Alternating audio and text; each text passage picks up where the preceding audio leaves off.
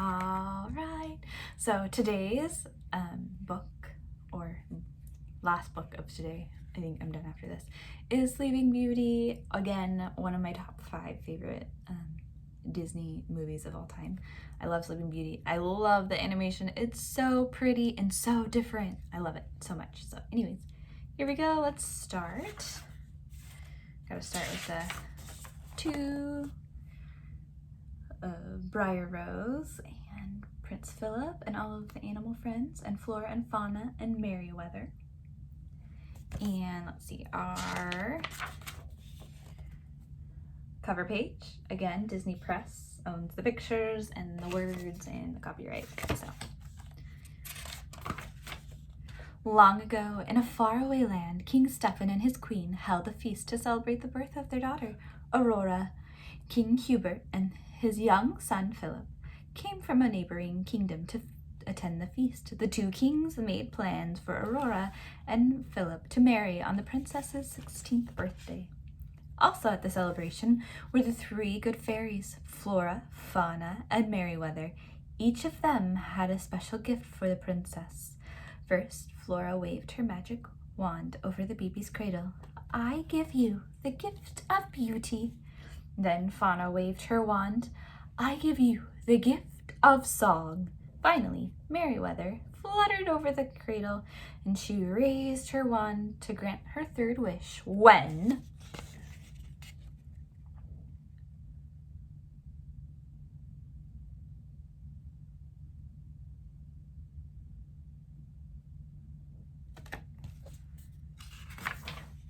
Suddenly, there was a crack of lightning. Maleficent, the wicked fairy, stormed in. She was furious as she had not been invited to the celebration. Stroking her pet raven, Maleficent glared at the baby. "I also have a gift for you," she hissed. "Before the sun sets on your 16th birthday, we will prick your finger on the spindle of a spinning wheel and die." Maleficent threw back her head and laughed wickedly. Then she disappeared in a cloud of purple smoke. Merryweather gave a gentle cough. "I still have my gift for the princess," she reminded the horrified king and queen. She went over to the cradle and whispered, "When this spindle pricks your finger, you will not die. Instead, you will fall into a deep, enchanted sleep. From the slumber you shall wake. When true love's kiss the spell shall break."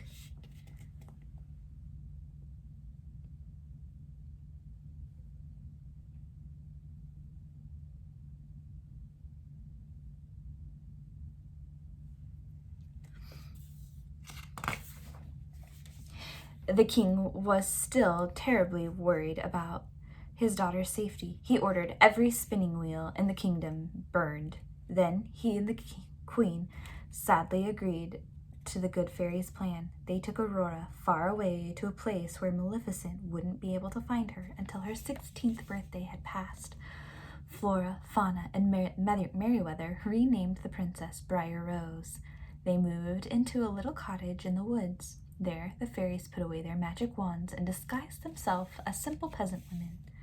As the years passed, Maleficent kept searching for the princess, but she never found her. As the princess's 16th birthday drew nearer, Maleficent sent her trusty pet raven to find her. It was Maleficent's last chance.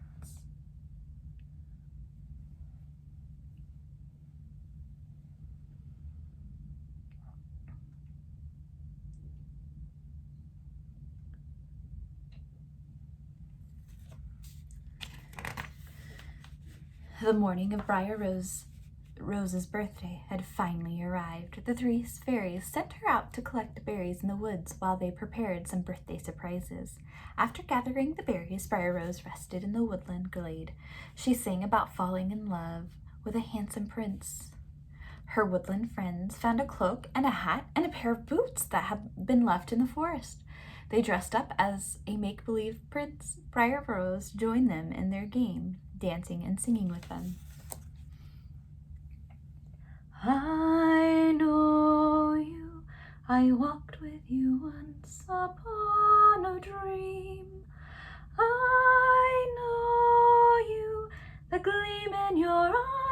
is so familiar a gleam, and I know it's true that visions are seldom what they seem. But if I know you, I know what you'll do. You'll love me at once, the way you did once upon a dream.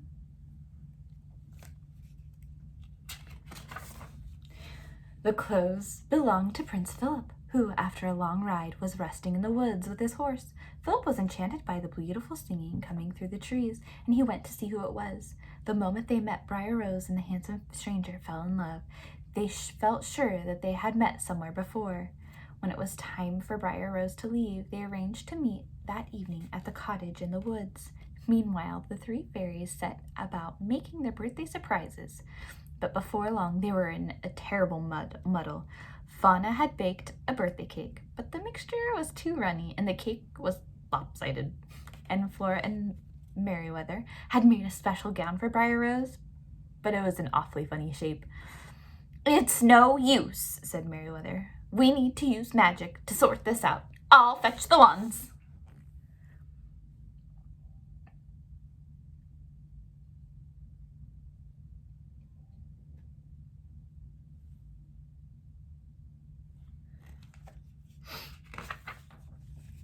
Before they dared to use their wands, the fairies blocked up every gap in the cottage. They had to stop any magic from escaping and alerting Maleficent to their hideaway. But they forgot to block the chimney. It was so wonderful to be able to use magic again.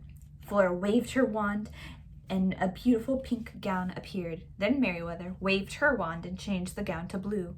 Flora changed it back to pink. All the time the magic was escaping from the chimney. Maleficent's raven was searching nearby. He saw the magic and decided to fly down and investigate.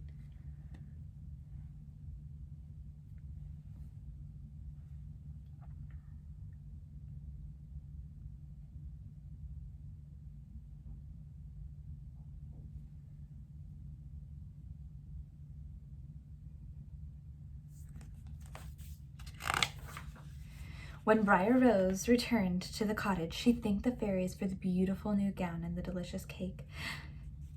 "This is the happiest day of my life," she said. Then she told them about the handsome stranger she had met in the woods. He planned to visit her at the cottage that evening. "It's time we told Briar Rose the truth," said Fauna. So Briar Rose learned that she was really the princess, and she would soon have to marry Prince Philip. "Today, you must return to the palace and start your new life," said Flora. Up on the chimney, Maleficent's raven smiled. Briar Rose was heartbroken. She didn't want to marry a prince. She had fallen in love with the handsome stranger she had met in the woods. By now, the raven had heard enough. He flew off to tell his mistress that the search for Princess Aurora was over.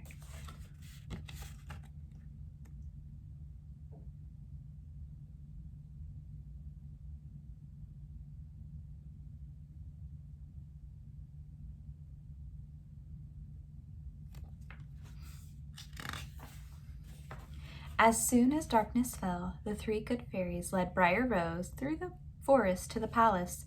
They had no idea that Maleficent was already there, lying in wait for them. At the palace, the fairies left Aurora in a quiet room to rest. Suddenly, a strange glowing light appeared. Aurora followed it in a trance. It led her up a winding staircase to the attic. Inside the room, Maleficent was waiting by a spinning wheel. Aurora had never seen a spinning wheel before. The wicked fairy urged the princess to touch it. Aurora reached out and pricked her finger on the spindle. In an instant, she had fallen into a deep sleep.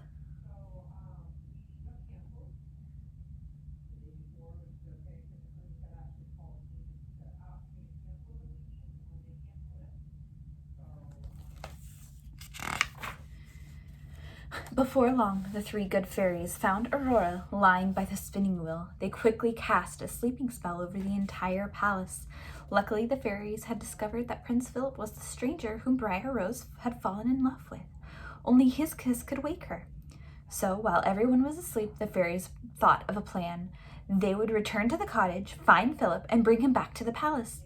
But they were too late. Maleficent and her goons had already found the prince waiting at the cottage and captured him. Maleficent took Philip back to her castle, where she threw him in her deepest, darkest dungeon. She fastened him to the wall with chains and left him there to die.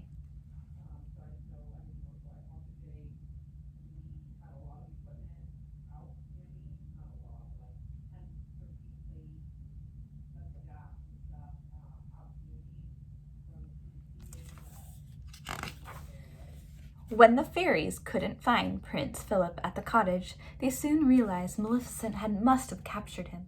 They quickly made their way to her castle. As soon as it was safe, the fairies magically appeared in the dungeon and freed the prince. They waved their wands and armed him with a magic shield of virtue and a gleaming sword of truth. Then the prince jumped on his horse and galloped off to King Stephen's palace to rescue Princess Aurora. Maleficent had discovered that the prince had escaped. She roared with rage. She cast a spell that surrounded the palace with a forest of thorns, but Philip was able to cut his way through with his magic sword.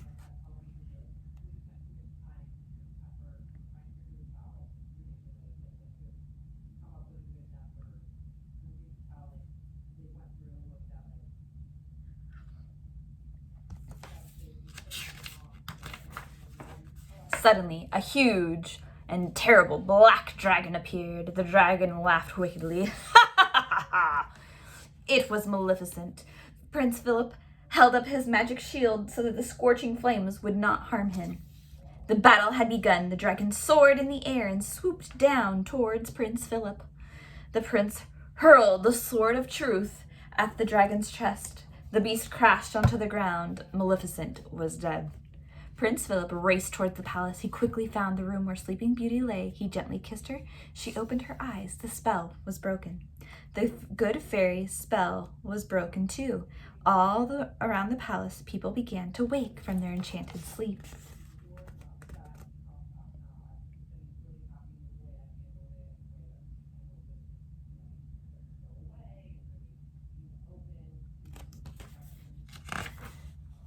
The king and queen were delighted to have their beloved daughter back. That evening, a magnificent ball was held to celebrate the wedding of Philip and Aurora. The princess was dressed in the beautiful blue gown, but Flora couldn't resist turning the blue gown back to pink. Then Merryweather turned it back to blue, and so it went on. Pink, blue, pink. The princess danced happily in the arms of her prince. While their proud fathers looked on, a dream come true, the prince and princess lived happily ever after.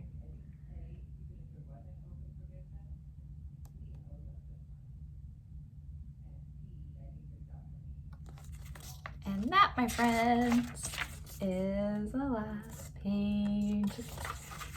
Yay! Also, I vote the pink dress because pink. I mean, you can't go wrong with pink. Anyways, I will see you next time, probably tomorrow sometime. Bye!